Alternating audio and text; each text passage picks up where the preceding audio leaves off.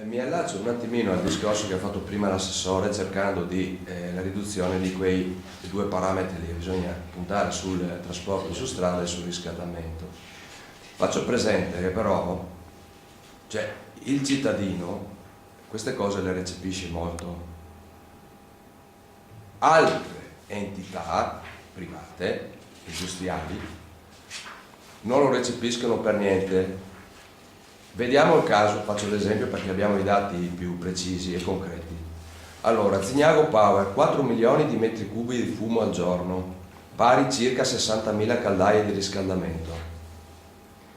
E trasporto di camion, ce ne sono circa una cinquantina al giorno. E stanno operando da quasi 2 anni senza avere ancora la viabilità pronta e preparata. E ricevono in certificati verdi quasi 200.000 euro al giorno, soldi di tutti quanti noi.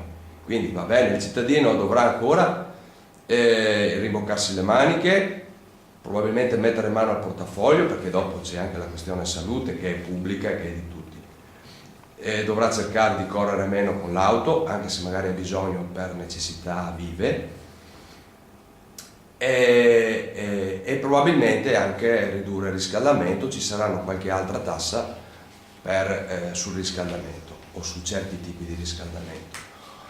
Ora sarebbe più giusto però dire le cose anche come stanno, dire che certe situazioni e certa produzione di energia rinnovabile bruciando legno o con qualche altra operazione non ci dovrebbe proprio essere, perché è inutile che tutti quanti, anche certe amministrazioni, si impegnino e certe altre proprio per niente.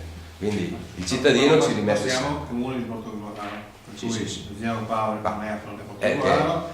Siccome poi dopo si fa la convenzione con i vari comuni, però ci sono i comuni che hanno tutto quanto l'interesse a fare queste convenzioni dopo aver danneggiato il territorio, altri che hanno sempre fatto la loro parte e non hanno nessun vantaggio. Si mescolano cose diverse, perché alla fine comunque sta di fatto che noi possiamo, se il comune può dare una mano a un altro comune per offrire migliori servizi al cittadino, al di là del Zignago Power, insomma, se i servizi sociali che ha problemi, lo fai, non è che ti dici no, se tu bruci legname, io non ti do la convenzione. No.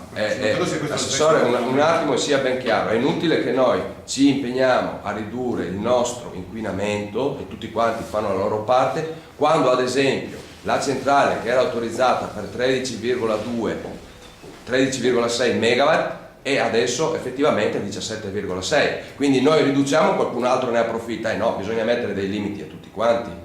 Non lo deve dire a noi. No, però noi ci rimettiamo come comune di Portogruaro che... Io questo giochetto, guardate, andate dove a protestare con chi ha, cioè io non posso avere la responsabilità di tutto il Veneto orientale. No, ma sindaco, che poi dopo l'altro sindaco di Fossate dica ah sì, facciamo anche noi l'accordo per la riduzione del 20% quando sappiamo cosa ha fatto. Non ha colpa lei sindaco, però lei qualche parola in più la può dire. Ma lei, scusi, come fa a essere nella testa e come fa a conoscere tutte le azioni che noi facciamo quotidianamente? Queste qua sarebbero sicuramente a tutela del cittadino, il cittadino le apprezzerebbe molto. Ma lei non le conosce le relazioni che noi abbiamo quotidianamente? Comunque le conosciamo solamente a livello pubblico, quello che viene fuori. Ognuno voglio dire, si esprime rispetto alle proprie convinzioni. Noi su queste questioni abbiamo fatto delle battaglie in regione, abbiamo fatto delle battaglie in provincia, abbiamo preso le distanze da Fossate, abbiamo cercato di fare la nostra parte, continueremo a farla. Noi continueremo per la nostra parte a essere criticati, noi continueremo a impegnarci su questo versante. Dopodiché se non si riesce, cioè a casa degli altri, se non si riesce. A casa degli altri non nessuno, né lei né io. No. Certo che una parola la può dire meglio lei rispetto a noi. Ed è quello che stiamo facendo.